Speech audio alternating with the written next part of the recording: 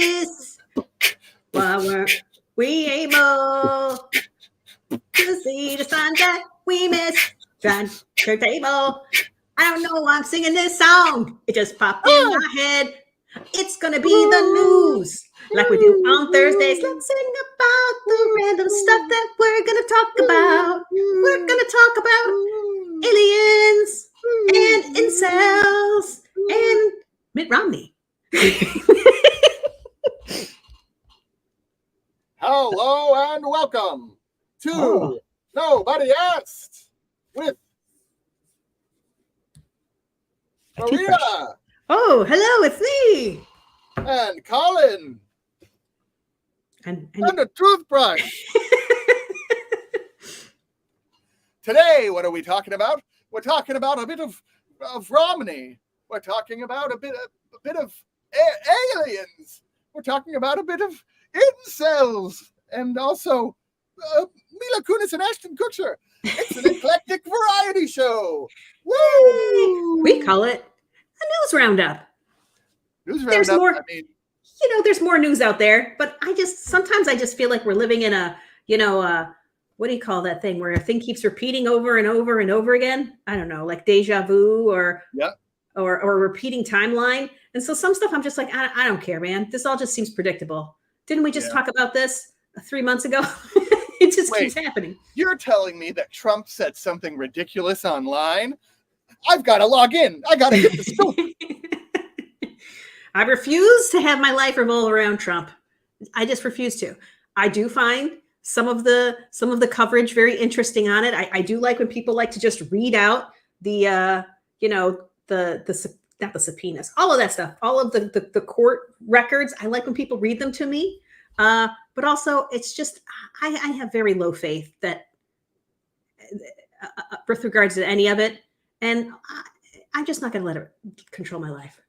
Okay, sorry. Yeah, it can't occupy any of my life. I really like when people, especially liberal news anchors and just liberal anybody, read out things that Trump wrote, and then they say it in that fucking voice where they're like, "Oh, he said that if they go to the Capitol, they'll get ice cream sandwiches if they show their tits," And you're like, that's just what he says. Okay, I'm done with you reading it this way. That's like the least objectionable thing. Just show your tits and get your ice cream sandwich. How are you acting incredulous? It's been the same the whole time. Yeah. We'll be talking about those topics. Mom, there's a new vaccine coming out for coronavirus. Oh. Yay. Yeah, cool. Dude, I saw somewhere that Pfizer this year made 100 million doses expecting for people to get their next booster. And they ended up using 12 million, which I think is really indicative of how much people don't give a fuck anymore. I didn't even know there was a new booster. And I'm me. I did know. My mom usually ends up getting every single one. And yet I'm also convinced she also keeps getting COVID, but that her symptoms are strange because I swear she hugs everybody and just wants to touch people all the time. I'm like, what are you doing? You guys are all old ladies. None of you should be touching people. Why do you keep touching everybody? So I don't know. Yeah. I just like that this one, they're like, all right, there's going to be a new one. You'll get it, every year with your flu shot. And it's really just going to decrease how bad the symptoms are for the people that get vaccinated. And so if you don't want it, don't get it. And I'm like, great. It's not we don't have to have it be a militant thing. I'll just get it and not be, sick. And then people that don't get it can fucking die in a ventilator. I just don't care. I'm done trying to convince anybody. Yeah. Do it feels good. Oh my gosh, it's a veritable smorgasbord of messages in our comments section. I know. Including from Ashley Nicole, Patricia, and Pineapple, and Barbie. Oh my goodness. We're hitting all the classics today. We are. And Ashley says, who's the sponsor for today? Hey, Why do you want to get through the content just to get to the sponsors? Okay? It is weird. Most people do not want to hear Every- about the sponsors. every week, it's like we haven't even gotten through the intro, and people are like, did you forget to do the sponsor? Yes, I did. Okay. Today's episode is sponsored by my dentist's dental insurance plan. Who even cares about calling things that are insurance? Just call anything insurance now. That doesn't need to be insurance. Really, what you're talking about is a pay-ahead plan where you get a discount. But call it insurance if you want. I'm sure it doesn't open you up to litigation. I went to the dentist this week, and I said that I hadn't been to the dentist in too long because I lost my dental coverage. And then as I was walking out, they were like, you should get this dental insurance plan. And it was just like, you pay $500 a year, and it's for you and your spouse. And you both get both of your cleanings, you get all of your x-rays, all preventative care, and then it's 20% off of all other care at the dentist. So teeth whitening or crowns or all that whatnot. And it's like, okay, I guess that's insurance. So today's episode is sponsored by just call anything insurance. That would be a good deal if you do actually need like dental work done and stuff. But if you don't, then just pay for what you need, man. If you're just getting 2 cleanings a year, just pay for those. It's cheaper. Yeah, dude. The thing is that here, so that we got kind of lucky in Utah, despite my last time going there, which was traumatic. But we got pretty lucky there. I mean, they advertised what their price was on the window. That's nice, right? But Yes. Here, it's like everywhere advertises an insane inflated price where you're like, that can't possibly be right. And so what Ellie and I have been doing is Ellie gets one per year through the people that are training to be dentists at her college. And then another one, we just go on Groupon. So we're just dentist hopping as like, oh, it's your first time here, so you get a deal. And it's like $52 and you get x-rays and a cleaning. So I'm just Groupon dental hopping. But yeah, when you look at it, they're like, it's $560 for a cleaning. But if you get a Groupon, it's $52. And you're like, it sounds like it's not $560 because that's nuts. Okay, let's give Patricia some love real quick. We love you, even if you're not our sponsor. But if you would like to sponsor us, we won't be mad about it. Today, our sponsor is Patricia with the C. It's Patricia with a C. Have you ever wanted to comment under a video, but not have an actual avatar? Just a P.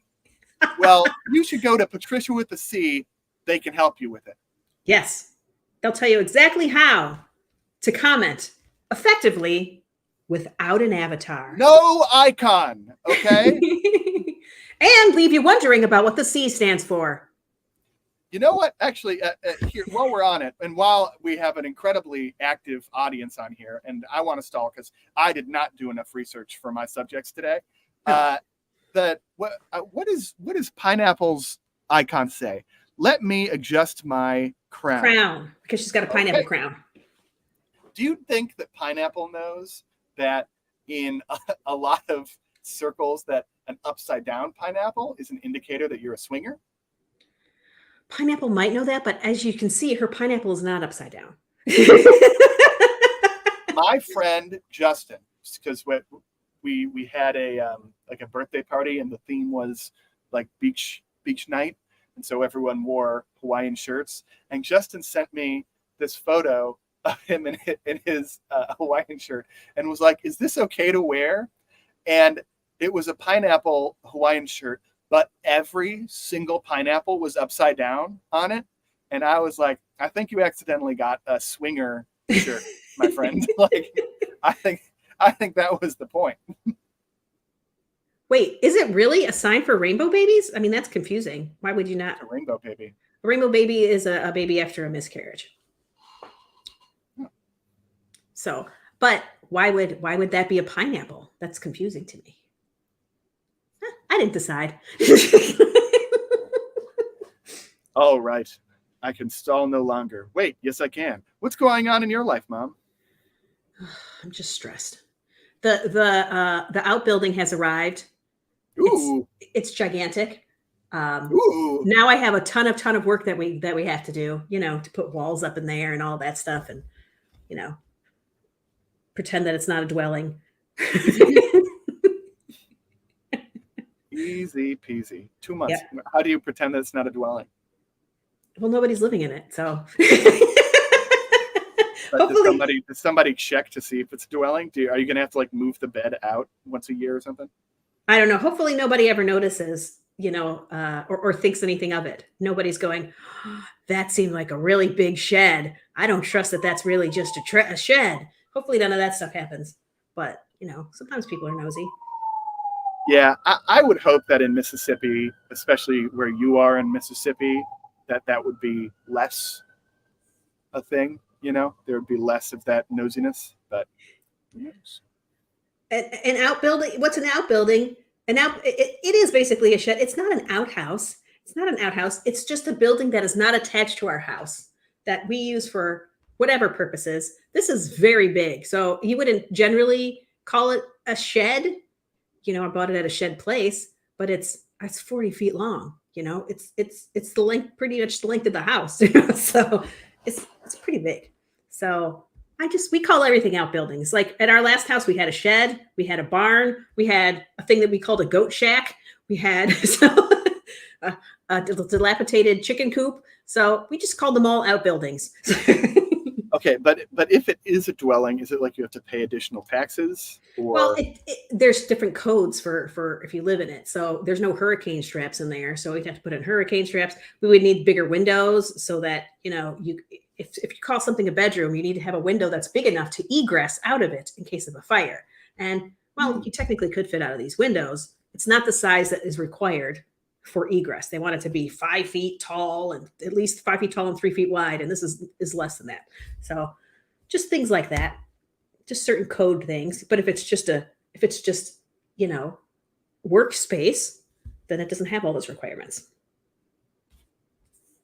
sweet, Colin, are you on permanent timeout? I guess so. Don't really know what that means. I think not. I think Pineapple hasn't been here in a while and is not used to the little cubby that you live in, the little nook you live in. Oh, I think. Are you sure that Pineapple's not talking about the outbuilding?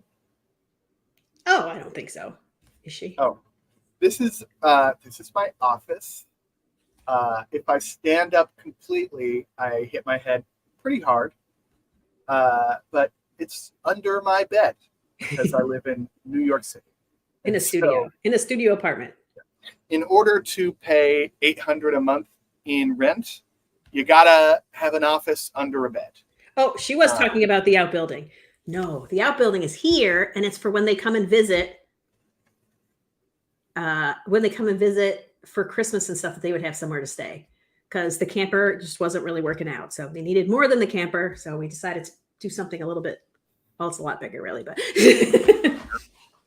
My eyeballs are, I guess technically they're not healed for another 2 months, but that for all intents and purposes, they are there in 2 months.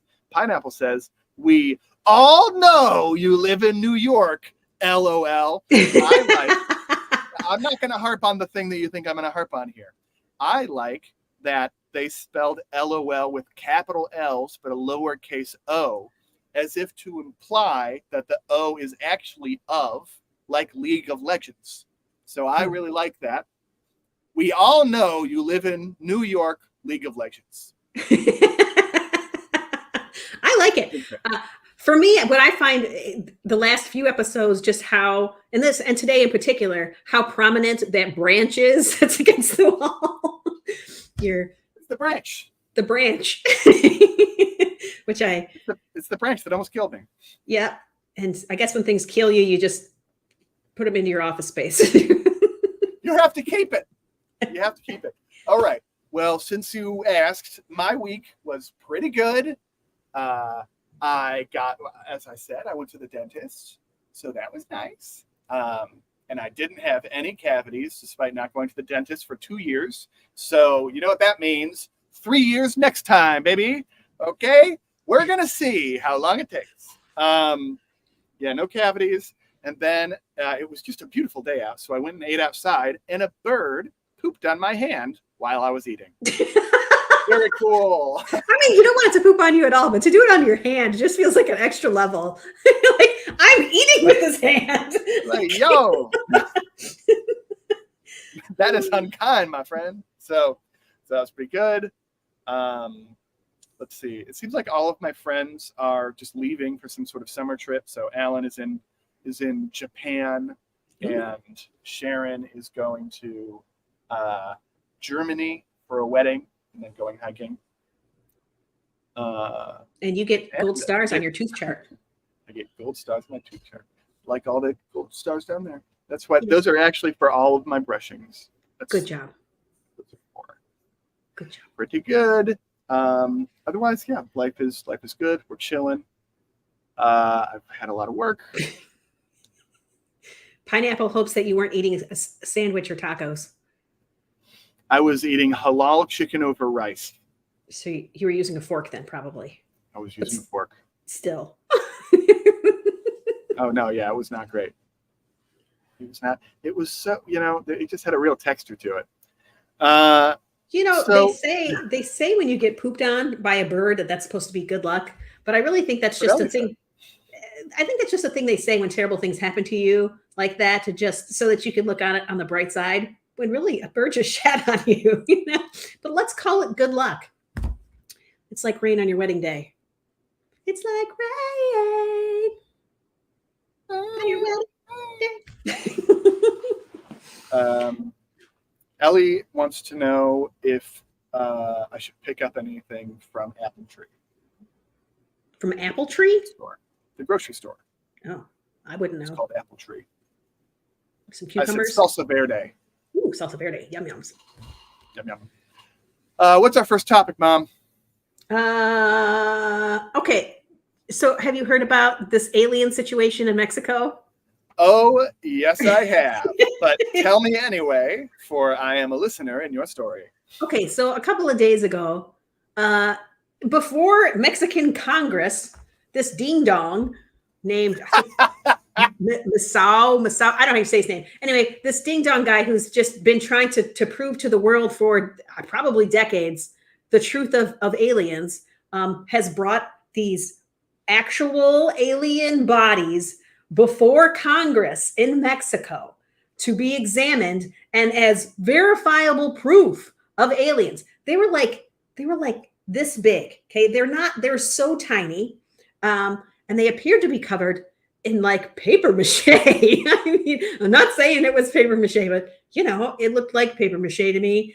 In a little satin cutout inside of a large shoebox. He brings these before Congress. He shows you, an MRI of their bodies, all of this stuff. He says they've been DNA tested. It's been proven that, listen, depends on which recording I listen to. Sometimes they say it's 30% similar to humans, but all the rest of the DNA is different. Sometimes they say the other way around, 30% is of unknown DNA and the other part is really closer to us.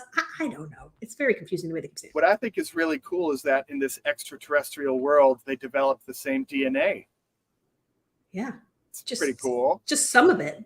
Just like same system. 30% of it. No, but the same system of DNA. Same thing. Sure. I hadn't even considered that part. With the same four, what are they called? Ellie, why aren't you here? The ACTGA. The letters, yeah. Yeah. I mean, maybe that's what they tested for, so who knows? So it was found apparently in 2017 in these algae mines in Peru, and the algae allegedly has been carbon dated to such a point where these are allegedly 1,000-year-old bodies, right? Now, this guy that brought them there has made fake ones before that have been proven to be fake. So why anybody would believe them or allow them before Congress? I mean, I don't know. Yeah, I don't understand at all how this got put in front of Mexican Congress, because it's so fake, it's hilarious. Right. Peru, again, it happened in 2017 in Peru, and Peru's like, nah, that is not real, bro. They said it's not real. Okay. And then when you look at they found the person in Peru who helped this guy acquire the body parts. He likes to go to like Incan burial grounds and dig up like babies' bodies and, and then I guess soak them in water so that you can more easily manipulate them. I guess if they're all stiff, the skin might have molded in a certain shape after being, buried for 1,000 years, and that so that he can then reshape them. And then apparently this guy who helps this guy acquire bodies and bones also says he also asks me for llama skulls. I don't know what he does with them. They're very easy to get. I get him some llama skulls that are also from these Incan burial grounds, allegedly, right? And so apparently, if you look at the skull on these ones that went before Congress in Mexico, it looks like a llama skull if you flipped it around backwards and then kind of just cut the front off, So the back part of their skulls lines right up exactly with these ones that were presented. And then the further you look through it, it's like, this is a femur bone. Like the shoulder, the arm ones, femurs. There's one femur for where a normal femur would be on the one body, and the other one was a tibia. Like they didn't even bother like matching them up. Also, some of them are turned backwards or upside down, so that would never make sense. The fingers, right? It's got 3 fingers on each hand. Sometimes the pointy part of the digit is this way. Sometimes it's that way. They just put the bones together in a way that didn't make any sense. They just stuck them together. And they're clearly wrong, and identifiable as what they are. And so it's just a pile of nonsense. Oh, also inside the body cavity, when they did the MRI scan, there's 3 eggs in there. So also possibly some fallopian tubes. I don't know, but there are 3 pretty large eggs, like not what you would expect to be inside of a humanoid shaped creature. Just 3 big old, just randomly in the old gut region. It's utterly ridiculous. Yeah. What this makes me think about is that, the world that I live in, that my mind creates, is one where I can illustrate competency in all these different areas, but I could make a small error, or I could look past something or something, and then it'll all come crumbling down. Like this idea that I have to really approach perfection in order to find success in what I want to do, right? In the different categories of what I want to do. I'm trying to figure out where you're going with this. And then you see a story like this, where somebody can make a fake alien body, get discovered, and then make a second one and get in front of Congress, still not even trying to make it a believable alien body. And it just makes you think, man, you can do anything with a little bit of confidence, Yeah. This is ridiculous. He had already done it. He had a track record, and this one wasn't even more convincing. And They were like, get this guy in front of Congress. Okay? What? It's so absurd. It's so absurd. And here's the thing is like, listen, my Spanish is garbage. So I don't even try to sit and listen and try to understand what they were saying in Spanish, but to me, it seemed like he was the one that was saying the DNA testing has been done. He was the one who presenting somebody, I don't know, the MRI looked real, like a real MRI. So clearly, but you could see how just not right it was. Like these pieces don't go together correctly, especially if you know what you're looking for. But it's just, do we just trust when somebody says, look, here's the proof, or like generally in the scientific community, if you've proven something, you then open that for further investigation. Oh, you're saying that this DNA is this, and that this part is completely unknown. Well, can I take a DNA sample and test it and see if I find the same results? Can I do an MRI on it? Can I look at these algae mines where you allegedly found it? No. That's the thing, is like there's nobody who's able to really verify what he's saying. He's just saying he's proven it. He's proven it, and that's enough. Which feels very like Congress in our own country. Evidence is optional. I just need to say that I have evidence and don't ever actually bring the evidence. But but that's just it's just feels like something. Ellie That- comes in real quick with the letting me know what the different nucleotides. Nucleotides, you know, those That's letters. the word I was looking for. The C's and Yeah. the T's and the H's. I don't know what the letters are. You know, and maybe on second thought, it's not even that absurd that this is considered proof, given that 3/4 of the planet thinks that the existence of the story is proof of supernatural occurrences, and then have formed entire identities and moral compasses around that idea. So, you know, the birth Yeah. of proof to humans, pretty cool. There are people that still believe in Pizzagate. Right, and it's absurd. Utterly absurd. There was thousands of children apparently in the tunnels underneath New York City. It's like, why do you believe it? And then why do you want to believe it, right? Like when it's so absurd, why do you want to be like, I can understand the desire to want to believe this alien situation. Logic says that there should be other life forms out there, that we can't be the only one. But I just, it's got to make sense, right?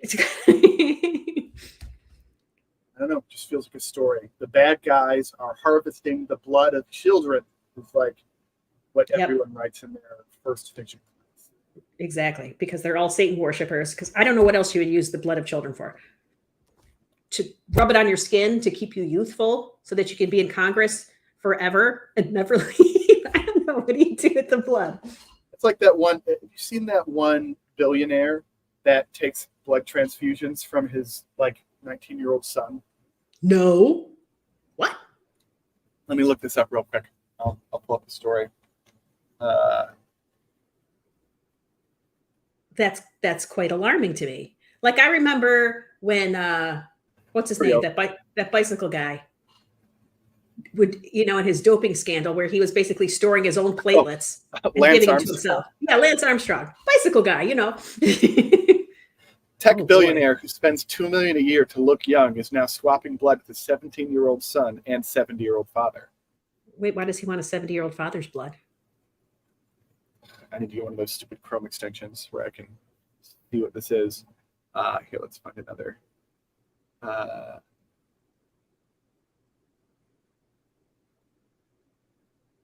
just remember. Yeah, I remember. Yeah. Okay. So we're not even talking doping. We're talking about whole blood transfusions. Maybe. Also, that guy looks pretty strange. He's trying to age backward. He's stopped now. Very, very good. He's trying to reverse his aging process, and he stopped receiving blood transfusions from younger people, including his son. So he looked at the evidence and evaluated it. But yeah, it was this guy. There was this really creepy photo of him and his son looked so proud, and you were like, "What is he paying you for this?" Because look, I donated plasma, I did, and it was fine, and they give you like $120 a week. It's like, yeah, I mean, if you're paying me like $50K to give you my plasma, Dad, sure. Have it. I will be very excited about it. Huh. Well, yeah, I don't know, man. I don't want to think about that. That's throwing me off. I can't think about it. I just can't think. Is that why we think that they're stealing children's blood underneath Pizzagate? No, I don't think so. Yeah, I just got sidetracked. I was trying to figure out how we got here. Speaking of the deep state, Ashton Kutcher and Mila Kunis have been in the news lately. Because of, it's actually interesting how quickly we all moved past the 30-year sentence of their co-star from that 70s show. Danny Masterson. Danny Masterson, thank you. Ashton Kutcher and Mila Kunis wrote a letter of support for Danny Masterson in order to, for the judge to read in advance of sentencing. So importantly, the steps are here. There was the whole trial. The judge is not involved in a guilty verdict. They're merely the coach, or the referee of the different arguments. And then the jury decides guilt beyond a reasonable doubt. They determined that Danny Masterson was guilty. And now the judge, within certain guidelines, we've heard about mandatory minimums before, within certain guidelines, now has to determine what the punishment is for the guilty verdict for Danny Masterson.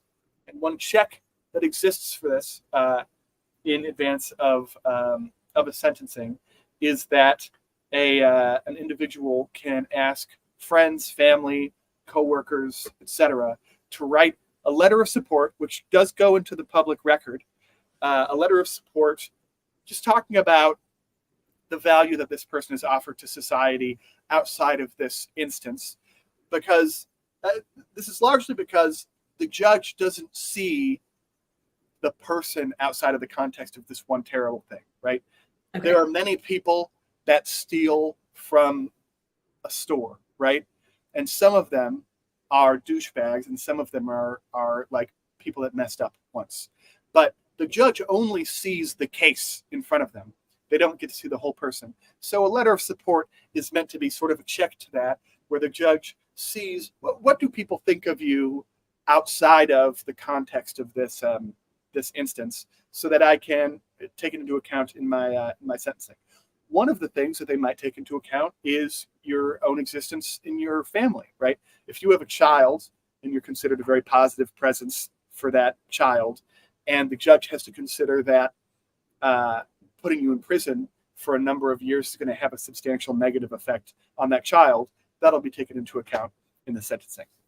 Well, Danny Masterson asked all of his co-stars from that 70s show. And then some. He had like 50, there were like 50 letters apparently. It was a lot. Yeah. You know, and it seems, the judge, it seems like was unimpacted by it. And experts reviewing specifically the Mila Kunis and Ashton Kutcher letter think that the lawyer for Danny Masterson shouldn't have even submitted it because it read poorly for Danny anyway, because these letters of support, right, really aren't supposed to talk about your charge, right? Like they're not supposed to talk about your case. They're just supposed to talk about, here's my experience with this person outside of this. And the letter sort of read as like, we're very famous and successful. We do a lot of great things, and we were friends with him. And he fought against our drug use and kept us from using drugs. But the way it was written sort of made it seem like the claim was that drug use is worse than rape, which I think, you know, in the grand scheme of things, most people can agree that's wrong. That's not the right way to judge the relative badness of things, although that can be a very complicated affair. And so the letter itself, while not an unusual request for somebody that's being sentenced, I didn't mean to distract you. It always does, but I need to just adapt to it. Also, we got out of our better framing. So basically people are mad because they're like, what, you could just not defend the rapist. And this is complicated, really. This is a little bit more complicated than people are giving Ashton Kutcher and Mila Kunis credit for. This is a pretty classic element of our current judicial process, whether or not holistic things like this should be taken into account. You know, this is a very subjective measure, and then the judge is supposed to like take it and then get a vibe. Should this be part of the process? Who knows? But it is a check to the fact that the judge has a very biased view of the person that's being sentenced. And it's been written about before that it puts people into a very difficult position to ask them for these, because it's very difficult to thread the needle of, here's my experience with them. It's, you know, outside of the context of this, and I'm trying to assist my friend that did the bad thing. But I don't know. I think it's probably fine that they did it. Okay. I mean, here's I think the issue or the lens with which a lot of people see it through is the fact that Ashton Kutcher has an organization where he helps people that are being sex trafficked, right? And so it feels like, what are you doing, bro? Why are you in any way even associating yourself with a crime like this when this is what you have an organization that's here to prevent that kind of stuff. So it just feels like which of these is fake? You can't hold both of those thoughts at the same time. It feels off. Can't you?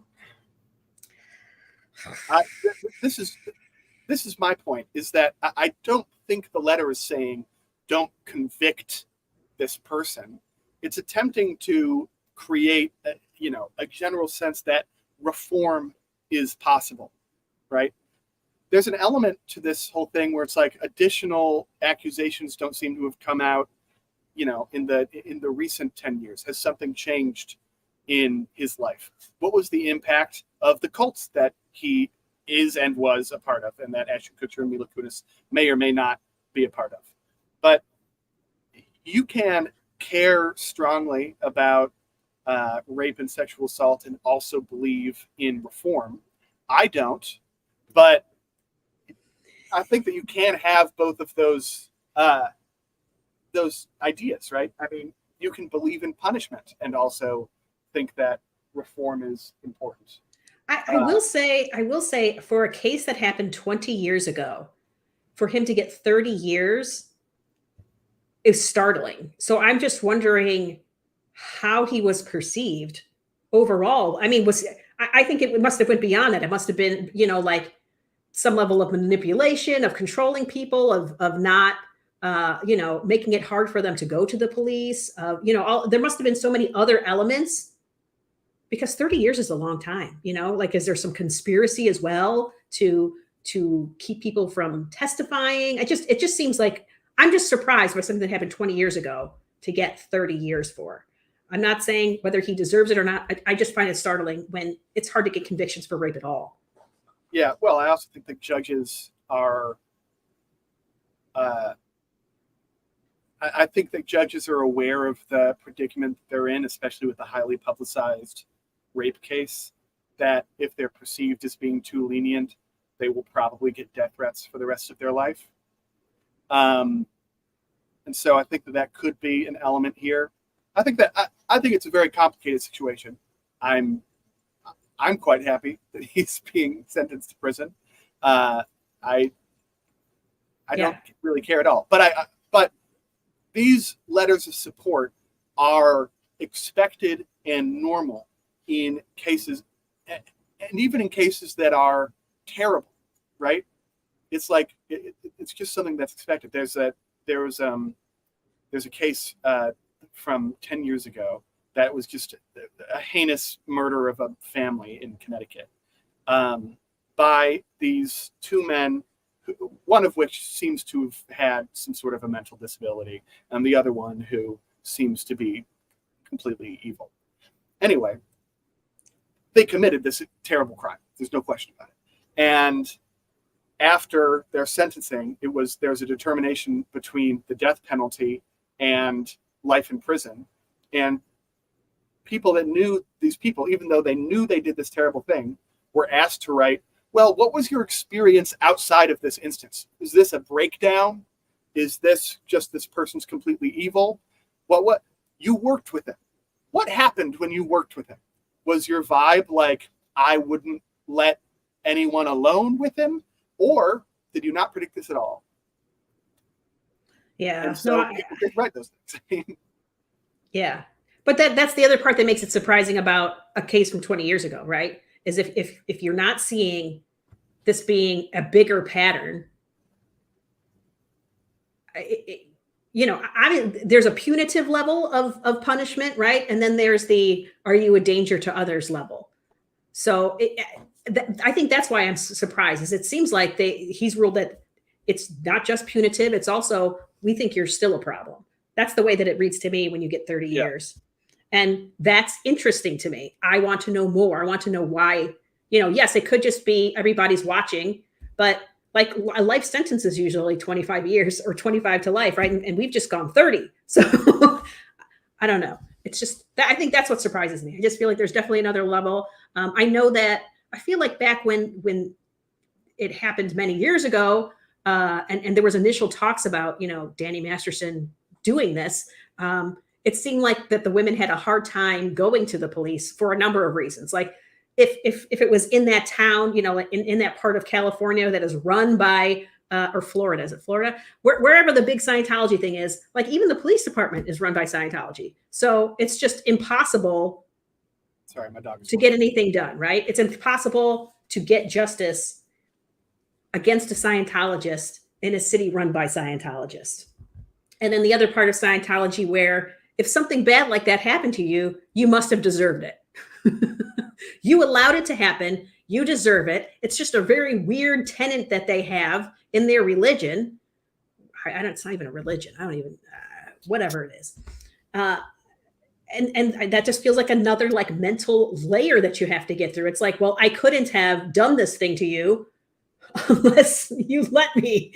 And it's gross. And I just wonder if that just adds another like psychological level to why the judge saw it differently. It's just the mental gymnastics involved in dealing with Scientology. I don't know.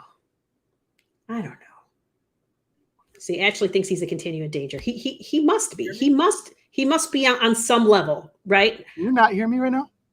Oh, now I hear you. But you couldn't hear me over here? Nope. That's so weird. That's why I just kept talking. You disappeared and I couldn't hear you. So oh, sorry. My dog is whining. I think he needs to go out. But Ellie just answered the door. Nice. Cool. Big win. No, I said, okay, wait. I need to remember the last thing that you said that I was responding to. Scientology protection. I was concerned that the police were also making it difficult for it to be reported because the church often owns the police department in that area. So. Yeah. And there's the expectation that the girls report it to the church first.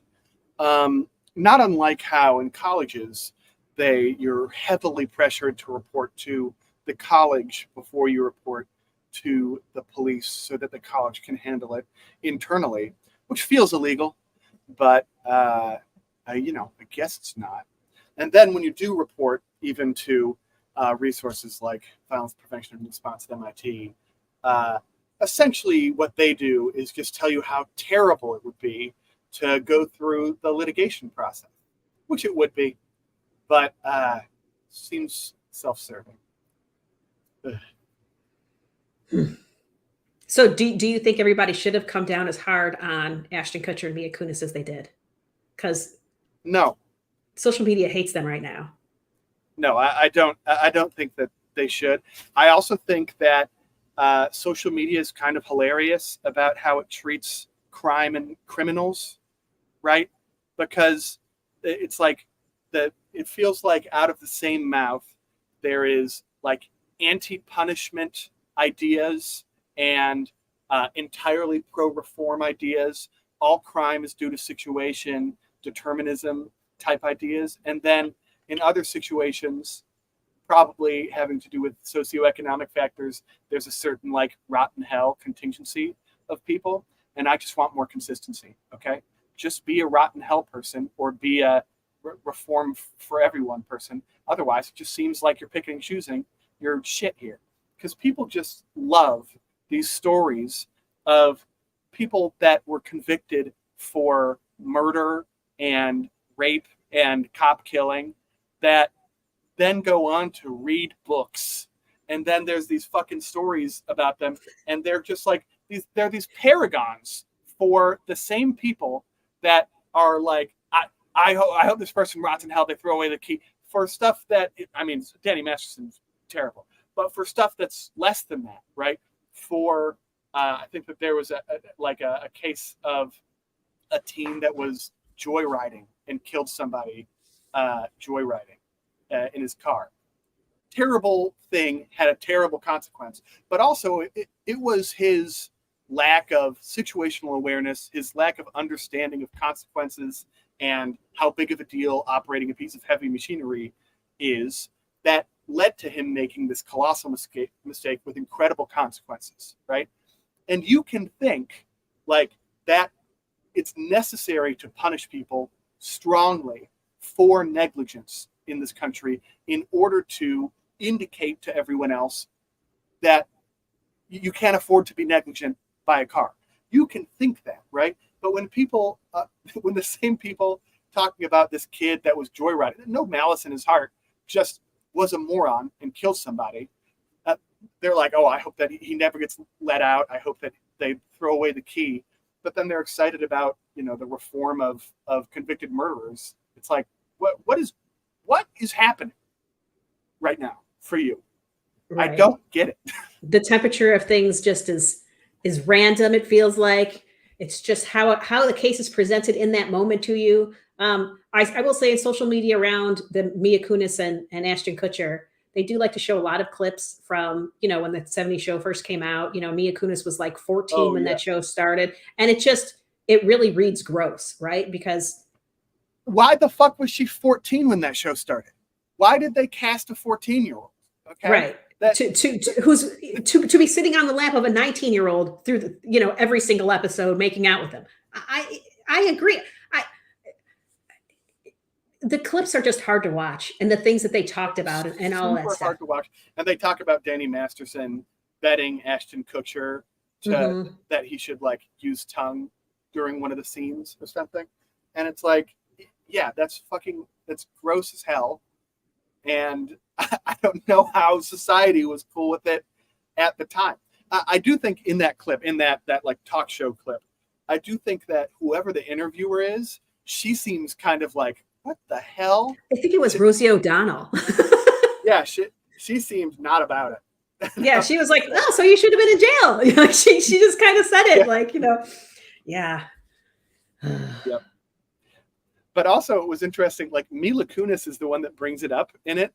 And I feel like you can also feel Ashton Kutcher being like, don't tell this story, please. Like, yeah, that's not the way it happened. She's like, well, that's the way it happened for me, you know, and that matters. So. Oh, man.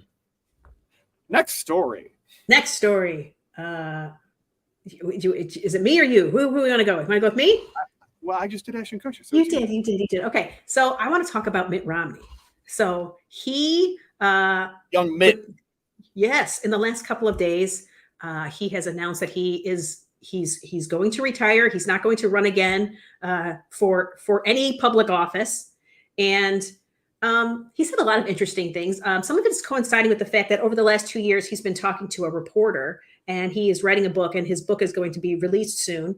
And a lot of excerpts from that book have been released lately, but also Mitt Romney has been talking publicly a lot lately and has even put some stuff out on his Twitter about the reasons that he's leaving. And it is some it's some masterful stuff. It's some stuff that I think we all get glimpses of Mitt Romney where we're like, more, we want more, right? Like this is the Republican that we want to hear, somebody pushing back against the lunacy. And, he's the only Republican that voted to impeach Trump twice. And you couldn't get anyone else to do it. He talks a lot about what was going on behind the scenes in this book and the excerpts from the book. He talks about, their little caucus meetings that they would have, their little luncheons that they would have, and that everybody was making fun of Trump.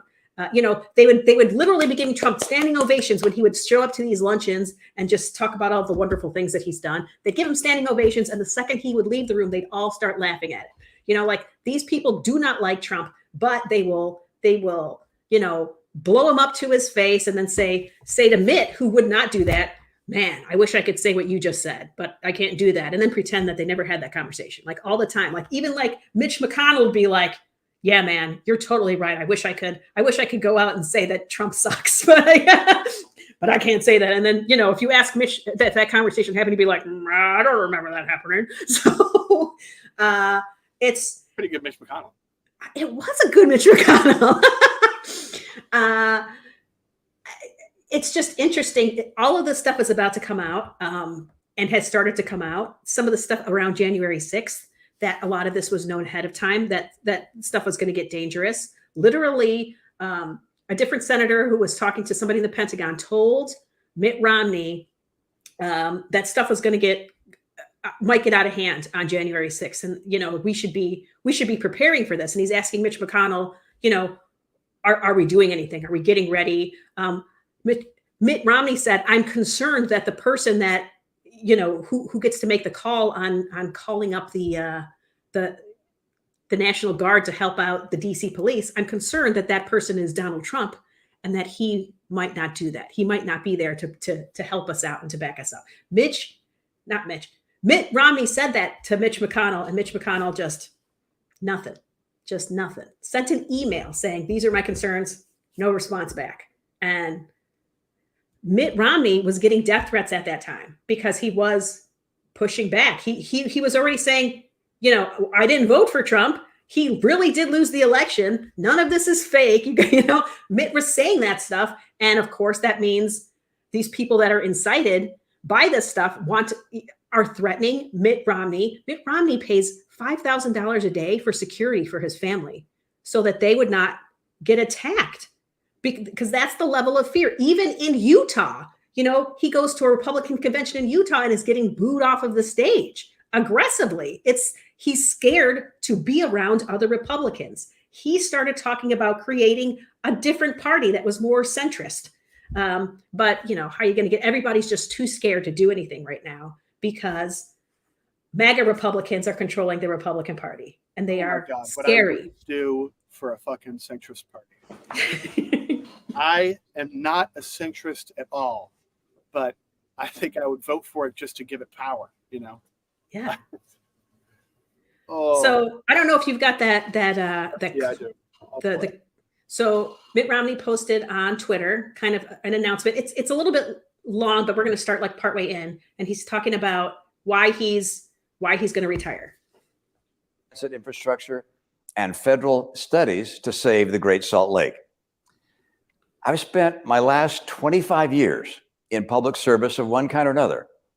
At the end of another term, I'd be in my mid-80s. Frankly, it's time for a new generation of leaders. They're the ones that need to make the decisions that will shape the world they will be living in. Now, we face critical challenges: mounting national debt, climate change, and the ambitious authoritarians of Russia and China. Neither President Biden nor former President Trump are leading their party to confront those issues. On deficits and debt, both men refuse to address entitlements, even though they know that this represents 2/3 of federal spending. Donald Trump calls global warming a hoax, and President Biden offers feel-good solutions that make no difference to the global climate. On China, President Biden underinvests in the military, and President Trump underinvests in our alliances. Political motivations too often impede the solutions that these challenges demand. The next generation of leaders must take America to the next stage of global leadership. While I'm not running for re-election, I'm not retiring from the fight. I'll be your United States Senator until January of 2025. I will keep working on these and other issues, and I'll advance our state's numerous priorities. I look forward to working with you and with folks across our state and nation in that endeavor. It really is a profound honor to serve Utah and the country, and I thank you for giving me the opportunity to do so. And he's done interviews since then where he said even more plainly that Donald Trump and Biden should move out of the way. They are old, is what he's saying. They're boomers. Bastard. He's saying they were born at a different time, post the Great Wars, and they are not forward thinking. None of them have agendas that are helping us. You know what I mean? That are helping the regular people and the people that are going to be here long after those guys are dead. Their clocks are ticking in real life. And so why are they the ones that are making the decisions? He says it very plainly in interviews that he's had since then. I think I saw one on MSNBC or something. So it's very interesting hearing somebody just say, get out of the way to both of them. I'm here for it, man. Yep, I like it. I would like to see a more unhinged Romney for his last 2 or 3 years. That's 2 years in office. I would be excited for that. Just like it's like, like a second term president. You don't often get that with senators because We don't. I'm concerned though that, MAGA Republicans that are easy to incite, that like to just be angry. That was the other thing that he said, is that the MAGA Republicans and the Republican Party right now that is feeding them, they just are operating on rage and getting people angry, not on real agenda issues and real solutions, not on the things that are going to help you, not on the economy, not on your medical issues, not on gun control, not on any of that stuff. They're ignoring all of that stuff to just get you mad, at each other. And he says that that's why people call them fascists, right? Is because it seems like they have no real agenda. That's like one of the hallmarks of fascism, is that fascism defines itself upon negative ideas. It's anti this, it's anti this, it's anti this. It doesn't actually come up with solutions. And it's nationalist and it's hate filled. It's like these are the hallmarks of the fascist movement. So, but I'm just concerned that now that he's being even more vocal, because he's always been vocal, but there's been times when I'm like, I need him to say more. I need him to say more. He's still kind of voting with his party on things that I don't think align with his actual belief system. And it gives me pause. But I'm just concerned that his life was in danger on January 6th and continues to be, that now that he's being more vocal, what's going to happen to him? I'm worried about it. So yeah, I don't know. It's it's like, I could see being worried about it. And I could also just like, so many people have the hatred of so many millions of people and have managed to continue living in a way where I'm like, all right, I think we're just not in an era of political assassinations anymore, Yeah.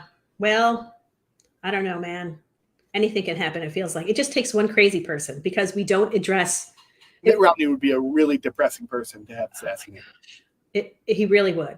He really would. But I mean, look at how they painted. What was his name? He's dead now. The senator who ran for president, the last Republican before. Oh, John McCain.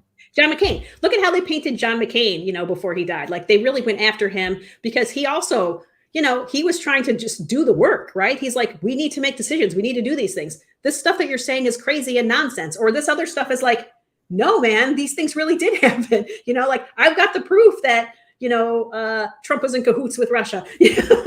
Like, and so they made him, to his funeral, like, people are like, good, I'm glad he's dead. Oh, we're not going to put the flag up for him on that day. It's like, yes, you are. Trump, you better do it. You know what I mean? I just get so, I do worry. I do worry about it. Like when you see somebody with integrity, because it just feels so gone. Yep. It just, those people are dangerous. People with integrity are dangerous. And we have no gun control. And when, like, I think we see it a lot in Tennessee right now, where they're having a lot of school shootings happening, and the legislature is just ignoring it. And sometimes they'll say things like, well, it's a mental health issue. But are you doing anything to address the mental health issue? Are we putting money in mental health? No, you're not doing that either. That's just a thing that you like to say. Like, fine, if you want to believe it's a mental health issue, then why is everybody not have mental health coverage? We should all have it. You should be forcing cuckoos to go and see the doctor, and not handing them a gun. It is funny you bring that. I was actually just going to skip my last topic, but now that I got there for you. Yeah. Let's talk about it briefly. I've just been consuming these video essays because it's like people like these true crime stories, and I've become so uninterested in true crime where it's like, this person had a feeling, or they were trying to cover this thing up. And it's like, oh, those are reasons, right? Those, like, they followed this thought to a logical end and it was murder. Like, bah, boo. Okay. Here's what I want to hear about. What the fuck? That the coverage of mass shooters and of domestic terrorism ends like 2 days after the event occurs. And yet our coverage of John Wayne Gacy and of all of these serial killers lasts for decades. I hate serial killers. With the same number of deaths, right? But these people, it's like, the serial killers, it's like this like just need to kill. I don't know. It feels like you've sort of explained their weirdness, but it's like at this point, it's like mass shooters are sort of the modern day serial killer. It's a different time scale, but it is the modern day serial killer. What is going on in their brains, right? And not just mass shooters where it's like someone has a breakdown and they kill everyone that wronged them. That's sort of a different thing. I'm interested in these people that are like, I'm just going to kill indiscriminately, is what I think. And so I've been watching these video essays. I watched one on the Aurora shooter, which was interesting. And that seems like there had to be something that was eating his brain, because he had these, he was in neuroscience, and he had these talks that were online where he had a way about, he had public speaking skills. It was real, and he was talking about topics, but it was a little bit predictable, where it's like when he went and worked in labs, he would try and join the lab after a rotation, and they'd say that he seemed aloof or uninterested. One even went as far as to write in the notes and write to a future rotation, don't bring this person into your lab under any circumstances, right? So there was something that was just off about his vibe. And then, it was like he slowly deteriorated until he just decided that he needed to, he just had homicidal thoughts in general. I found him very interesting. And then I found interesting Elliot Rogers, the original incel mass killer, and the string of ideological mass murders that he seems to have set off, these internet-based mass murders. So Elliot Rogers was an incel, super active on incel subreddits, and also super active on YouTube. So again, these people post so much information about themselves, and it's like, and you watch it and you're like, okay, Elliot Rogers was a incredible, unbelievable narcissist. So insane. But he had gotten trapped into this extremist incel movement that is all centered around the fact that there are just certain people in this world, and secretly it's way more than you're led to believe it is. There are certain people that women simply won't give the time of day. And if you're in certain parts of inceldom, they believe that 75% of men are virgins at the age of 30, right? But it's like they trap themselves into these mentalities, and then their mentalities are definitely getting in the way of any situation where they could possibly get laid. But then they combined it with this narcissist where he's like, women would never be interested in me. The world is denying me of my right to feel happy and to be in a relationship and to have sex. And why not? Why wouldn't a woman want to date me? I'm magnificent. I'm sophisticated. I'm incredible. I'm very attractive. I dress well. And so many videos of him saying that. And so you combine this incredibly inflated ego and this idea that that there's some sort of conspiracy to not have sex with him. And you just want to yell through the camera dude, it's your personality. You're right. You kind of look good. You're kind of a good looking guy. I guarantee if you weren't a prick, there would be interest, right? And also this kind of prick, by the way, because part of your argument's real. Pricks have sex all the time, but you are just the worst kind. It's incredible. Yeah, so, you're scaring them. You're scaring them. Yes, you're frightening them. This is like rule number one. It's don't scare them, women. So I just found him very interesting. It's like he kind of talked himself, and there were certain things like his parents divorced, and then there's a new stepmom who he felt was very mean to him, and then they had another son, and he felt replaced. That was a big part. of Okay. of his mental situation. Then he goes on. He decides to get retribution for the world depriving him of any potential for a relationship. And so he kills two of his roommates and somebody that was visiting his apartment while they were there. So we're at 3 men so far. And then he drives to a sorority at UC Santa Barbara, Okay. and drives to AFI, which is like the sorority that's most emblematic of his problem. Knocks on the door. They don't answer the door, and so he gets freaked out, and then just kills 2 girls that are walking near the sorority that end up being in a completely different sorority. And then he just shoots into a gas station and then gets killed by the police. So he kills 6 people. 2 of them are women, even though his whole mission was to kill women. And yet this guy prompts a way. He's called the King Incel in incel communities. He gets all sorts of love. There's all sorts of memes about how incredible he is. He inspires the Toronto van attack that kills 12 people. That was also done by an incel. I don't know that one. It was another incel.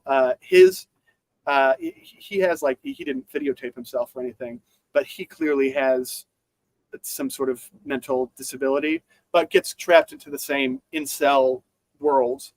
And there's similar cases in all of these different spheres, which is just like these people give off strongly bad vibes, and then they keep trying to do something, but then the worlds that they enter into, they give off just awful vibes. So that guy, he tried to join the military, and he was falling behind. He was very Sergeant Pyle, and then he had to leave after 16 days.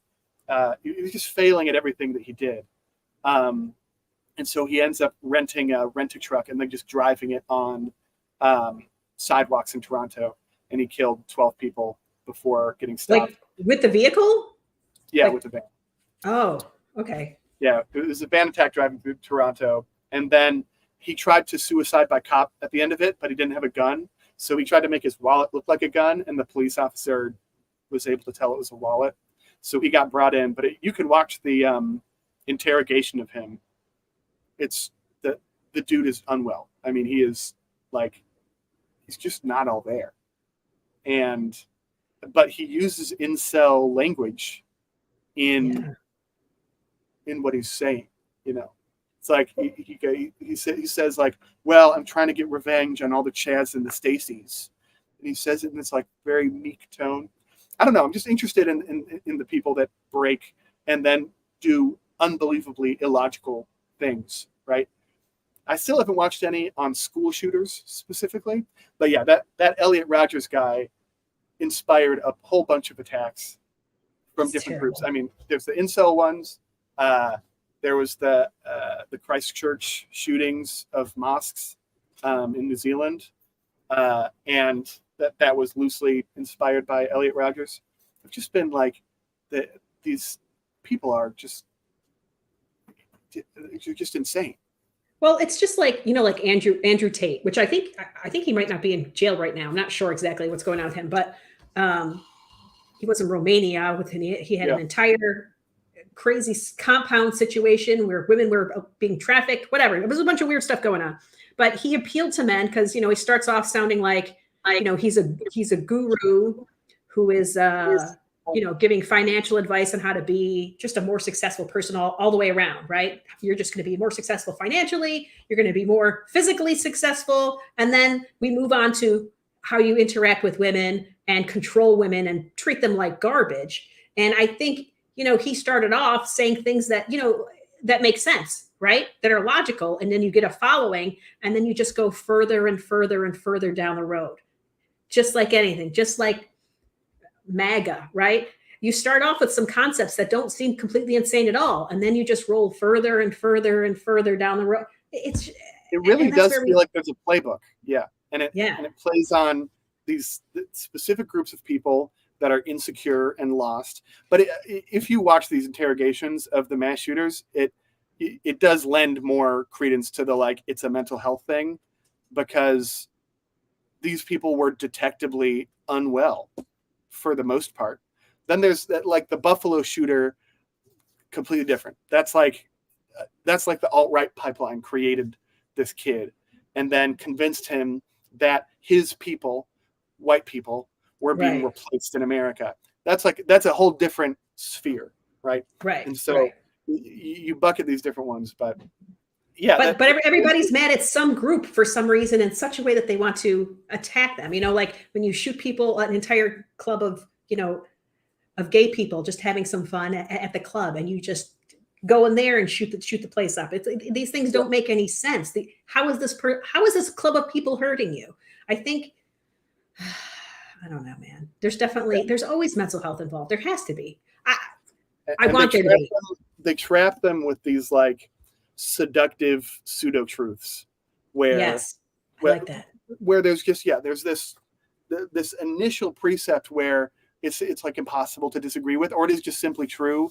And so for the incels, it's like the first thing that they would say is, well, it's much easier to have sex with somebody as a woman than as a man. Probably. Yes. If we're talking about both parties consenting, yes. That's what they're talking about. Yeah. Uh-huh. Yes. Yeah. And then that's sort of the line that they follow, is that they take that, and then there's these just additional like, but aren't all people worthy of love, right? Doesn't it seem like, and then they can just spit out these facts that if you're not socially apt, if you're not in a world, if you're in a world of your own making, could seem true. You know, when you're a kid and you're first learning about like sex, there are certain things that you ask that are just so embarrassing to think about as an adult, where and the truth is just there, but as a kid you're like, I can't believe this, right? That one that I was struggled with is, I was like, so you're telling me almost everyone has sex, but it's so gross. I was like, that's impossible that's true. It is kind of gross. It's gross. Yeah, it's like that. It was like telling me that like everyone, and they don't talk about it, and secretly everyone eats a horse heart on Christmas. And you're like, no, that's not true, you know? And then it's just this whole sphere. And if you don't socially integrate in that time and start to get things that confirm what you're being told, then you could be told like, here's the reality, okay? 100% of women are only interested in 10% of men, because that's how it works. That's how it always worked. Because women can get pregnant and men can just have all these kids. So just so you know, your dad is actually a cock, right? There's like the men. Haven't you heard all of these married men say that they haven't had sex in 5 years? You know why that is? It's because they're just this like that. Your mother is like a low quality woman, so she couldn't lock down one of the studs, but so she's got this other man to protect her, but she's not having sex with that other man. She's just having sex with one of the stud men, right? And there's this, and it's just like, if you're only online, and if sex is as confusing as it is, then it just gets a certain group of people that feel like approaching women could never work for them, you know, because they are. How do you solve awkward? Because awkward is so much worse than ugly for trying to make a relationship happen. It can be, yes, for sure. Yeah, no, confidence will go a long way. It doesn't even matter what you look like. Should we be teaching this stuff? Should we be teaching? I mean, sex work should be legal. That might help. If we took a stigma off of that, like, okay, let's just get this out of the way so you understand how it works, you know? And so now you don't feel so like weird about that part of it. And then Yeah. we can how to interact with people. Now that that's out of the way, how do we interact with people in a way Well, that's not scary? I'm interested in the debate of whether or not sex work should be legal, but it is interesting to bring into. I feel like it would be safer if it was legal It would definitely be safer if it's legal. for everybody. Yeah. But, you know. Then who are mass murderers going to practice on? Not, I mean, serial killers. Serial killers. Who are they going to practice on? That's why They're already practicing on children. No. Children in schools. Oh no, it feels true. I don't like it. I think there was something telling about that Nashville shooting too, where they looked at her research, and I don't really care about the mass murderers pronouns, but they looked at the research and they had eliminated a different target because of the security that was at the other target. And so this does seem to be pretty instrumental in why they kill kids, is the fear of resistance. They need a weak target. It's the same. I mean, it was the same logic that the movie theater shooter had, was that he was like, it's a bunch of people with very few exits. I can control 2 of the exits, and it's dark. So yeah, everybody's looking the wrong way.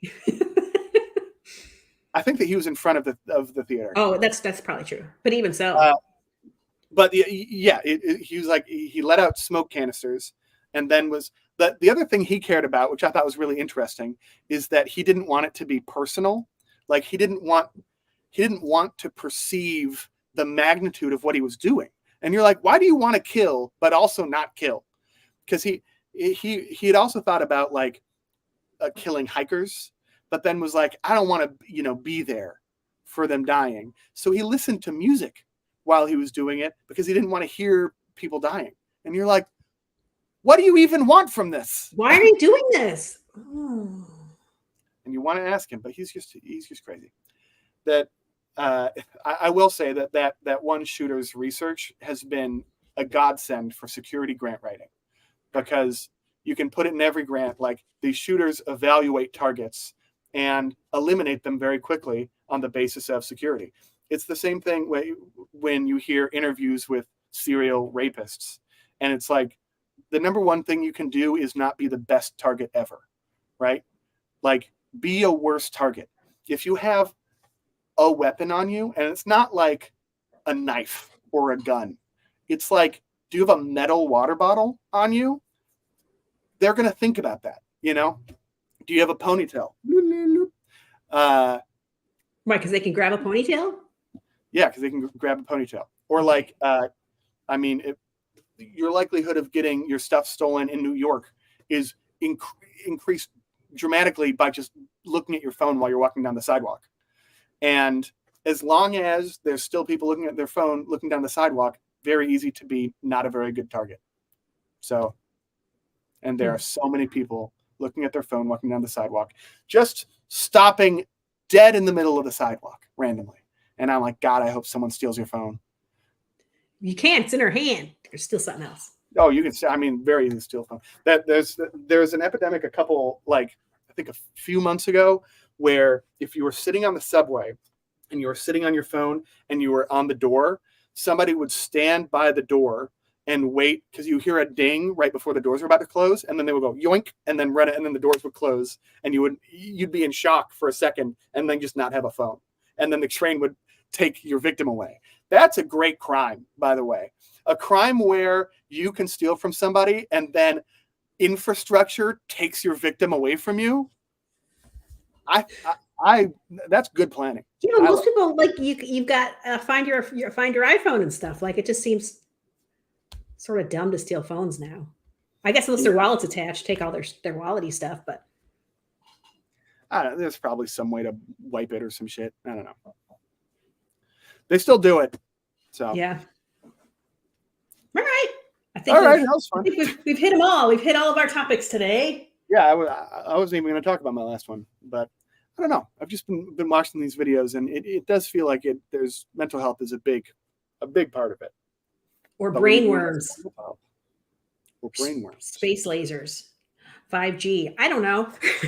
But if we know that there's always going to be a percentage of the population that's a psychopath, a percentage of the population that is a violent narcissist, or that has the potential for a mental breakdown, how easy should we make it for people to access weapons which they can kill large numbers of people with? It's a question. How easy should we make it for them to access mental health? We should make that very easy. Why isn't it easier? You know, what is the minimum? What gun still provides adequate self-defense, but doesn't provide adequate ability to mass murder? Where's that line? I don't know. I don't know either. But I do know that in several of the shootings that I looked at, they were stopped by, you won't believe this, a good guy with a gun. I couldn't believe it either. I was like, oh. Well, it seems like sometimes that's who they want to be stopped by. They'll just keep going until they're like, oh, yeah. Why has nobody shot me yet? There was a beheading in Oklahoma. And that the person was about to behead a second person, and then just got shot by the owner of the plant or whatever. So, yeah. I'm glad they had a gun. A disturbing crime on a different level. Yeah. This is my true crime of late. What are you gonna do? Okay. Well, thank you for sharing that with me. And I'd like to thank everybody who has come and has been lively in the chat and has kept us company. Thank you, Patricia C., Ashley Nicole, Barbie, and Pineapple for being so active in the chat, and Elizabeth. Shall we sing it out? Yeah. Do you want to play GeoGuessr after we sing it out? Oh, that'd be funny to do it like that. So then it's like a clear end to the podcast, but then we still play GeoGuessr because it's fun. Okay, but then we have to not end the stream then if we're going to play GeoGuessr. Yes, but also we'll still do the face thing.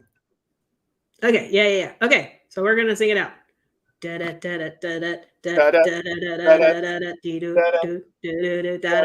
Thank you for watching our show. Well,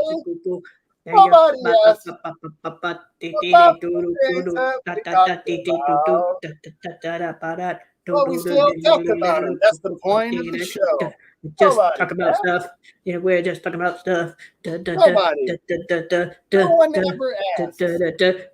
Talk about this thing. That's what no one ever does. Don't join a cult. La da da ba ba.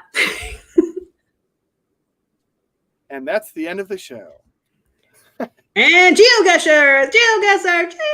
Oh yeah. I love GeoGuessr. Oh, yeah. I should probably bring it up before I try and share the tab. I thought that's what you would be doing while we were singing. I was singing while we were singing. Duh. There will be no multitasking. Oh no. Okay, single player. Daily challenge. I am ready. Are you ready? I am ready. Okay. Oh, dude. Too easy. Sun in the north, we're in the south. If this isn't Botswana, then I'll eat my hat. I mean, you're not wearing a hat. Ah, dang. I really wanted to eat my hat. Wait, what are these cute little bus stops? Yeah, they're sort of fun. Okay, maybe it could be South Africa.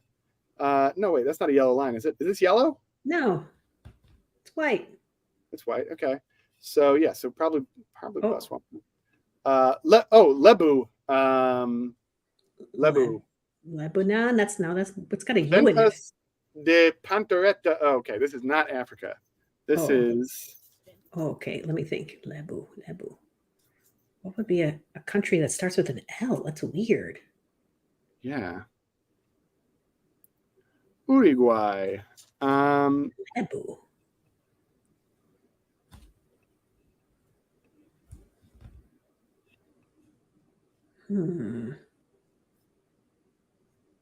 Sierras perimetrales. Lebu, bruh. Yeah, but didn't some of those, like, you're saying we're in the southern hemisphere, right? Yes. Let's zoom in further, maybe. Boop, boop, boop, boop, boop. Chile. Chile, Bolivia. Well, let's see if we can find something better. It doesn't. I mean, it doesn't really look like South America. I mean, it could be. I don't know. Oh, we're near the coast. Oh yeah, could it be Brazil? I don't know. Why was it a BU? Okay, did you really originally say Botswana? Yeah. Well, Oh, what- dog. Okay, Colombia. why would dog Colombia, give you Ecuador? Colombia? Dogs are always Colombia, man. They've got a dog problem. Okay. Well, here, what does that license plate look like?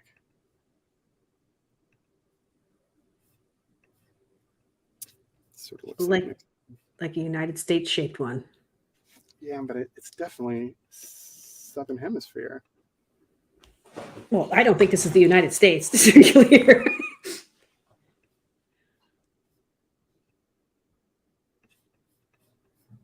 I think we could be in South America. I don't know, but then I'm going to say Brazil. Is there any of these provinces that could be a le? I don't know, but we're running out of stuff. Chile. But where in Chile? In Lebu. Lebu, Chile. That's not Lebu. Yeah, it is. It says it right there. Where? Right there, Lebu. No way. It literally says Lebu. Yeah. They've got their own like address on the intranet. Okay. A little stormy. Sun is in the south from the northern hemisphere. Is that a wooden wall on the highway? Okay. Yeah, I mean, this could be Europe. It's in Europe. Wow. Why do we think that? Because of the license plate. Okay. International transport. I don't have enough information. Oh, what's this one? Laumer Bout Technic. Oh boy. Okay. Oh, what does it say? Rastafian Ansfelden. Are we in Germany? It does feel German-ish. Land Fit Restaurant. What? Okay. Wait, is that what that stood for? Did you just use German? What? Why'd you say land fit restaurant? It's Austria. Oh, okay. That's close to Now, Rettungsdienst. Sparkassi. I don't know. Krukel AT. Maybe we should What's find the another. big highway in Austria? The Autobahn? I don't know. You silly goose. That's in Germany. That isn't Germany. Does it go into Austria? Just pick a road. Looks like we're in a pretty flat area. Ansfelden. Oh yeah. Oh yeah, dude. I saw the name and then it was all there. Let's go. 4.2 miles. It's pretty good. Oh, that feels pretty good. Oh, Ireland, the land of my ancestors.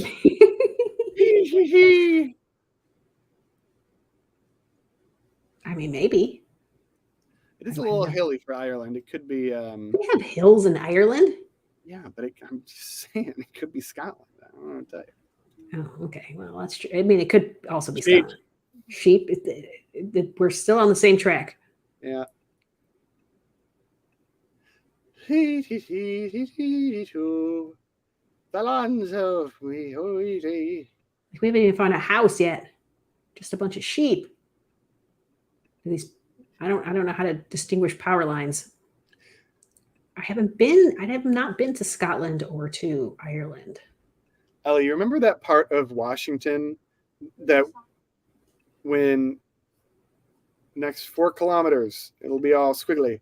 That part of Washington, when we were taking Owen on his college tours, where the grass was just so green and the hills were just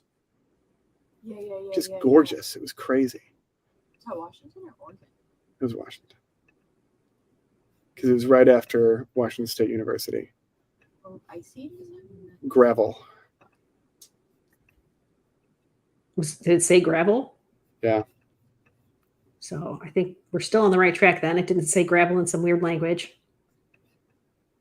Yeah, I mean, it's going to be Ireland or Scotland or England.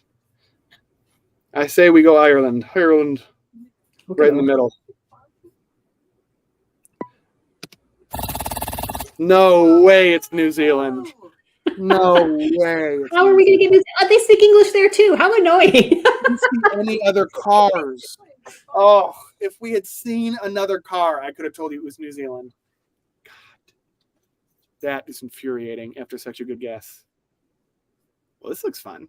It does. Luna de Oro. That's the moon of gold.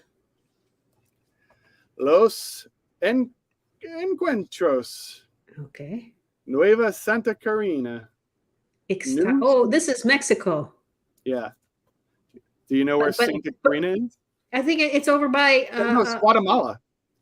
Oh, is it Guatemala? Okay. Well, does Guatemala have an isthmus? Does it have a? How are you so zoomed in? I'm in Guatemala. This is all of Guatemala is in front of me right now. Okay. Okay. Well, that says.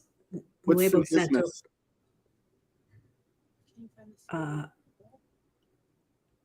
But there's not one, unless it's way over here in this little pointy bit over here. We're looking for Los Encuentros and Nuevo Santa. I can't read it. It's too hard to read. San Jose. No, Nuevo something. I can't read it. Where is it? I don't know. Up, right, left, middle. I don't see your arrows. Oh, okay, I see it. On the screen. Where? The bottom, and then off to the. CA1. Oh, CA1. Look at that. Okay, so it's somewhere in here, we think. Los Encuentros. There you go. Is that way? I'm going to put it right here. Okay. 18 miles. That's pretty good. Bada bang. We're coasting off two really good guesses. Well, Poland? Poland? Is Poland? Is Poland red and white? I don't remember. Yeah. Where's we need Owen for this game? He'd be like, yeah, it's Poland. Gomers de Monaco. We're in Monaco. Well, that's tiny. Is that near Poland? No, but it's got the same flag, or a very similar flag. Oh. This one will be easy because Monaco is absolutely tiny. There's Monaco. I feel like your dad's gone to Monaco before. I'm pretty sure. Let's go. 710 yards. Yards. Pretty good round for having two absolute dud answers. I feel like that's the best I've ever seen us Yeah. do. Because I always think we're doing great when we're just like, it's 400 miles away. That's great. Yeah, wow. That was a fun one. All right. Well, thank you for joining the GeoGuessr part of the show. Because we've already done the intro, The I'm outro. going to, the outro. I'm going to end the stream unceremoniously. All right.